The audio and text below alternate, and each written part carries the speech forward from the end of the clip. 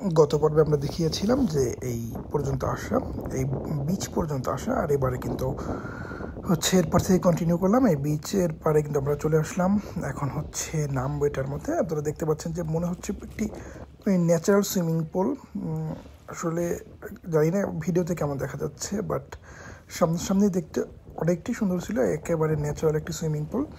আমি তো নেমে সাঁতার কাটতেছি উপর থেকে, আমার যে ফ্রেন্ড ছিল সে ভিডিও করতেছিল,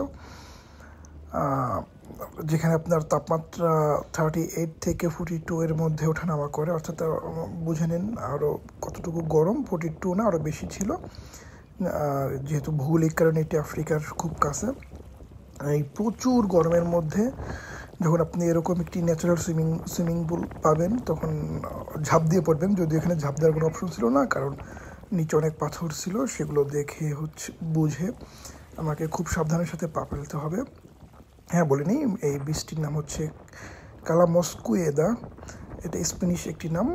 ওদের হচ্ছে যাই না কালা শব্দের অর্থটাকে হয়তো বিচ বা পর্যটন এরকম কোনো কিছু হবে। এটার নাম ম্যাক্সিমাম বা সবগুলো বিচই হচ্ছে কালা দিয়ে শুরু। আমরা বিচ থেকে উঠে চলে গেলাম। আমাদের সব জায়গায় হচ্ছে বেশি সময় থাকা যাবে না, কারণ আমাদের পুরো দ্বীপটি এতটাই সুন্দর, আমাদের 3 দিনের মধ্যে পুরো দ্বীপটিকে ঘুরে শেষ করতে হবে। এই কারণে হচ্ছে মূলত আমাদের গাড়ি নেওয়া ছিল। আমরা গাড়ি, আর এইসব দ্বীপাঞ্চলে গেলে আপনি পাবলিক ট্রান্সপোর্ট যদি ব্যবহার করেন, তাহলে আপনি খুব একটি সীমাবদ্ধতার মধ্যে থাকবেন, সব জায়গায় যাতায়াত করতে পারবেন না। আপনাকে অবশ্যই, যদি আপনার ইউরোপিয়ান কোনো একটি কান্ট্রির ড্রাইভিং লাইসেন্স থাকে, তাহলে কিন্তু আপনি একটি গাড়ি নিয়ে নিতে পারবেন। সাথে অনেকগুলো এজেন্সি হচ্ছে আপনার ক্রেডিট কার্ড ছাড়া দেয় না, কিছু কিছু এজেন্সি আছে হাতে গোনা 2-1টি এজেন্সি ক্রেডিট কার্ড ছাড়াই হচ্ছে নর্মাল কার্ডে দেয়। যাই হোক, আমরা চলে আসলাম আরও একটি বিচে, এটি হচ্ছে কালা আগুল্লা। এটিও হচ্ছে কালা দিয়ে। আমরা গাড়ির পার্কিং খুঁজতেছিলাম, গাড়ির পার্কিং। তবে একটা জিনিস ভালো লাগছে যে এখানে গাড়ির পার্কিংগুলো ম্যাক্সিমাম ফ্রি ছিল, খুব কম অবস্থায় ছিল হচ্ছে পাগামেন্তো। আমরা গাড়ি পার্ক করে আমরা হেঁটে হেঁটে বিচের দিকে যাচ্ছি। এই বিচটা অনেক সুন্দর। আসলে এক কথায় এই পুরো দ্বীপটার যতগুলো বিচ আছে সবগুলো অসাধারণ। সামনে আরও কিছু পরের, আস্তে আস্তে ধীরে ধীরে আরও কিছু পরের যে ভিডিওগুলো আপলোড করবো, সেখানে আরও অসাধারণ কিছু ভিডিও দেখাবো বা দৃশ্য দেখাবো।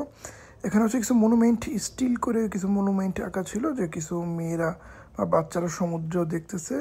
আর আপনারা যারা দেখতে পাচ্ছেন তারা হচ্ছে এখানে ম্যাক্সিমাম আপনি জার্মান বা ডচ পিপল পাবেন। দেখেন এই বীজটাও কত সুন্দর দেখাচ্ছে। এই বীজটাও অসাধারণ ছিল। আমি অবশ্যই আপনাদের সবাইকে বলবো যে যারা সমুদ্র ভালোবাসেন তারা অবশ্যই সবসময় চেষ্টা করবেন যে একটু খরচ বেশি থাকলেও আপনারা দ্বীপাঞ্চলে গিয়ে হচ্ছে সামারটা একটু কাটাবেন, তাহলে অনেকটাই মজা পাবেন। আমার মানুষজন হচ্ছে গোসল করে চলে যাচ্ছে, যদি আমরা আর একটা বিচ থেকে গোসল করে চলে এসেছি। আমরা এই বিচটিতে শুধুমাত্র একটু দেখবো যে কতটুকু সুন্দর। আমরা এখানেও বেশি সময় থাকবো না, কারণ আধা ঘন্টা বা 40 মিনিট আমাদের পুরো দ্বীপটি কভার করতে হবে এই 3 দিনের মধ্যে। যদিও দ্বীপটি খুব বেশি বড় না, ছোটোই। আর আমরা হচ্ছে প্রতিদিন সর্বোচ্চ 3 থেকে 3.5 ঘন্টা ঘুমিয়েছিলাম। আর বাইরের পুরো টাইমটাই হচ্ছে বাহিরে। এই বিচটার আশেপাশে হচ্ছে এরকম বেশ কিছু মনুমেন্ট দেওয়া, দেখতে পাচ্ছেন কত মানুষ বৃষ্টির মধ্যে, আর কত সুন্দরই দেখাচ্ছে। আমরা আরও সামনে যাব, দেখা যাক বিচ সামনে থেকে হয়তো বা আরও সুন্দর দেখাবে। এই বীজটাতে তুলনামূলক আগের বীজ থেকে একটু পাথর কম, কারণ এখানকার এই বীজ, তাছাড়া আগের বীজ থেকে এই বীজে মানুষজনের বেশি। যারা এখানে যেতে চাবেন, আমি আপনাদের আগে বলে রাখলি, এটা হচ্ছে পালমা দে মাল্লোরকা বা মাইয়োরকা। আপনারা যেভাবে গুগলে সার্চ দেন সেভাবে চলে আসবে। আর এই দ্বীপ বীজটির নাম হচ্ছে কালা আগুল্লা, কালা CALA, কালা পরে হচ্ছে AGULLA, কালা আগুল্লা। জানি না স্প্যানিশ ভাষায় আবার আলাদা উচ্চারণ হবে কি না, তবে মনে হচ্ছে যে না, সেম হবে। আর যদি কেউ আসতে চান অবশ্যই একটু সামারে যাবেন এবং 3-4 দিন সময় নিয়ে যাবেন। আর যাওয়ার আগে অবশ্যই একটু গাইড করে যাবেন, এখানকার ইনফরমেশন নিয়ে যাবেন যে কোথায় কোথায় যাবেন। আর আপনি কিন্তু এই পর্যন্ত বাস আসে, আপনি কিন্তু বাসের সার্ভিস পাবেন এই পর্যন্ত। পাহাড়গুলো কিন্তু খুব সুন্দর দেখাচ্ছিল।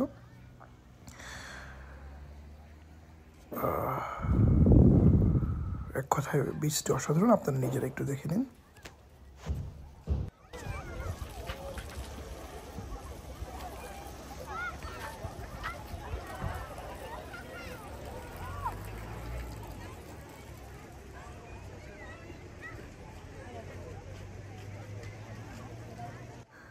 দূরে কিন্তু বেশ কিছু ইউট দেখা গেল, যারা হচ্ছে অন্যান্য দেশ থেকে এই দ্বীপটিতে ঘুরতে আসে ব্যক্তিগত ইউট নিয়ে। চাইলে কিন্তু আপনি চাইলে যদি আপনি ইউট ভাড়া করে নিয়ে আসতে পারবেন, সমস্যা নেই, যে কোনো দেশ থেকে। এই স্পিয়ার নাম হচ্ছে কালাঙ্গুলিয়া। এটি মোটামুটি অনেক দূরে, আপনার হচ্ছে কী বলে এটাকে, পালমা মায়োরকা থেকে আপনাকে গাড়িতে আসতে, আমরা যেহেতু গাড়ি নিয়ে এসেছিলাম, বাসের সময়টাও জানি না আপনাকে এখানে আসার জন্য। তবে আপনি এখানে এসে গাড়ি নিলে বেটার হবে সবচেয়ে। গাড়ি নিয়ে আসতে প্রায় দেড় ঘন্টার মতো সময় লাগছে, 1 ঘন্টা 10 মিনিটের মতো। যদি আমরা এর আগে আরও একটা স্পিয়ার যেতে গেছিলাম, সেটির ভিডিও আপনারা দেখেছেন। এই হচ্ছে আর একটি, এই স্পিয়ার জানা হচ্ছে কালাঙ্গুলে। আপনারা এখান থেকে গাড়ি একটু দূরে পার করে আপনারা হচ্ছে এখানে হেঁটে আসতে হবে। তবে স্পিয়ারজার এই সাইডটা হচ্ছে বালি, স্পিয়ারজার হচ্ছে বালু, আর নিচে বালু আছে এবং পাথর আছে, সাবধানে নামতে হবে। তো ওই পাশে এসে বেশ কোনো পাথর নেই, ওইখানে তাতে একটু রিল্যাক্সে গোসল করা যায়। তবে এই সাইডে একটু পাথর, আপনাদের অবশ্যই সাবধানে নামতে হবে। তবে এখানে আপনারা দেখার মতন অনেক জিনিস পাবেন, বিশেষ করে হচ্ছে যে উপরে হচ্ছে ন্যাচারাল পার্ক, যেটি এখানকার পার্কো ন্যাচুরালে বলি আমরা ইতালিয়ান ভাষায় পার্কো ন্যাচুরালে বলি, স্পেনিশ সেম পার্কো ন্যাচুরালে বলা হয়। আর পার্কো ন্যাচুরালের মধ্যে দিয়েও আপনারা গাড়ি নিয়ে আসতে পারেন। আপনারা চাইলে আবার আমাদের মতন, আমাদের এই রাস্তা ধরে হচ্ছে এই গাড়ি এসে গাড়ি ওই পাশে রেখে আমরা এই রাস্তা ধরে হেঁটে হেঁটে এই রাস্তায় এসেছি। এখানে দেখার মতো বেশ কয়েকটা ইউথ আছে, ইউথগুলো খুবই সুন্দর। আপনাদের দেখানো হচ্ছে কালার ইউথটা খুবই সুন্দর লাগতেছিল। এছাড়াও বেশ কয়েকটি ইউথ আছে। মোটামুটি ইয়াগুলো সমুদ্রের বিচগুলো দারুণ দেখতে। আর আপনারা দেখতে পাচ্ছেন যে অসংখ্য মানুষ কিন্তু এখানে আছে, অসংখ্য মানুষ কিন্তু এখানে দেখা যাচ্ছে। এখানে বাস আসে, জানি না এটা কি পাবলিক ট্রান্সপোর্ট নাকি হচ্ছে গিয়ে মানুষের ভাড়া করা, তো মনে হয় পাবলিক ট্রান্সপোর্ট। যদি বাসের সাথে ইন্ডিকেট করা ছিল না, যে মনে থেকে আমি আপনাদের নামটা সুবিধার্থে দেখিয়ে দিচ্ছি। এটা হচ্ছে নাম কালাগুল্লা, এটা কমন নাম হচ্ছে কাবদেপেরা।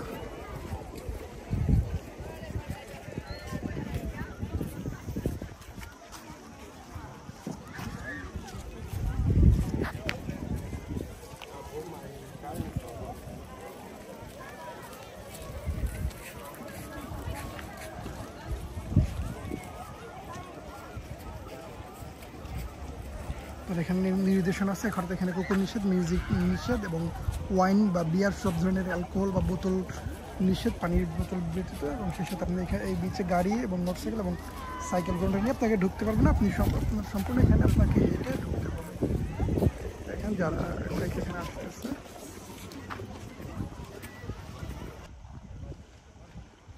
সমুদ্রের পাড়ের এই বিল্ডিংগুলো খুবই সুন্দর লাগতেছে। দেখেন অনেক সাজানো গোছানো বিল্ডিংগুলো। এটি একটি আবাসিক হোটেল।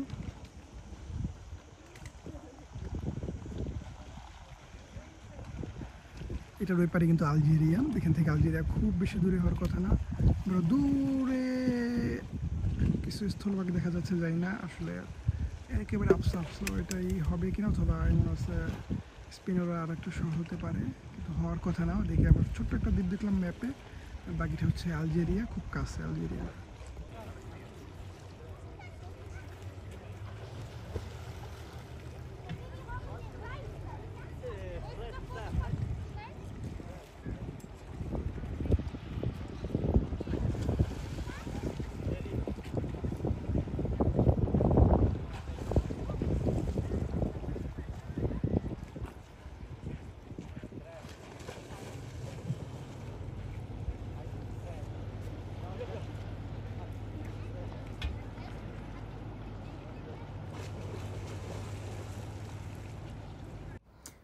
এগুলো সবই হচ্ছে আবাসিক হোটেল, এবং হোটেলগুলোর স্ট্রাকচার খুবই সুন্দর ছিল, সম্পূর্ণ অ্যারাবিয়ান কান্ট্রি সিস্টেম ছিল, অ্যারাবিয়ান এবং মিক্স ইউরোপিয়ান। এইসব হোটেলের ব্যালকনি থেকে সমুদ্রটা অনেক সুন্দর লাগবে।